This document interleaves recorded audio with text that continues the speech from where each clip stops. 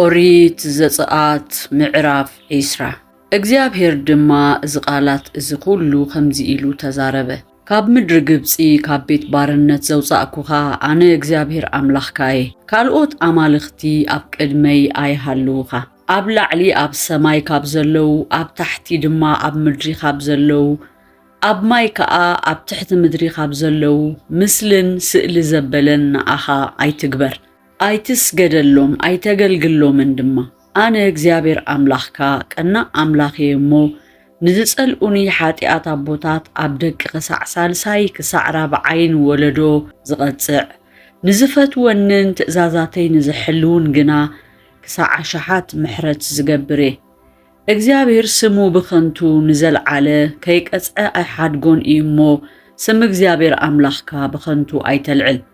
መዓልቲ ሰንበት ክትቅድሳ ዘክር። 6 መዓልቲ ዕየ ተግባርካ ሁሉ ግበር።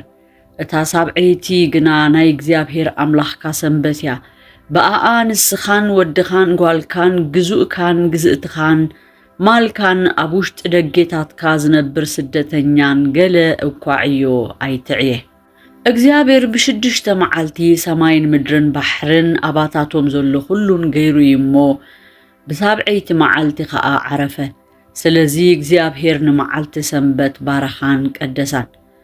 ኣብቲ እግዚአብሔር ኣምላኽካ ዝህበካ ምድሪ ዕድሜኻ ምእንቲ ክነውሕሲ ኣቦኻን ኣዴኻን ኣኽብር። ኣይትቕተል፣ ኣይትዘሙ፣ ኣይትስረቕ፣ ኣብ ብጻይካ ብሓሶት ኣይትመስክር፣ ቤት ብጻይካ ኣይትተምነ፣ ሰበይቲ ብጻይካ ግዝኡ ግዝእቱ ብዕራዩ ኣድጉ ገንዘብ ብጻይካ ዘበለ ሁሉ ድማ ኣይትተምነ። ኩሎም ህዝቢ ድማ ነጉድን ሃልሃልታን እንደሃይ መለኸትን እትኸረን ክተክኽን ረአዩ። ቶም ህዝቢ እዚ ምስ ረአዩ ከዓ አንቀጥቀጡ፣ ርሒቆም ድማ ደው በሉ። ንሙሴ ድማ ንስኻ ንገረና ንሰምዒና ኣምላኽ ግና ምእንቲ ኸይንመውት ኣይዛረበና በልዎ። ሙሴ ከዓ ነቶም ህዝቢ ሓጢኣት ምእንቲ ኸይትገብሩ ፍርሃቱ ኣብ ቅድሜኹም ክኸውን ኣምላኽ ምእንቲ ክዕዘበኩም እዩ ዝመጸሞ ኣይትፍርሁ በሎም። እቲ ህዝቢ ኣብ ርሑቕ ቆመ። ሙሴ ናብቲ ኣምላኽ ዘለዎ ጣቓ ቀረበ።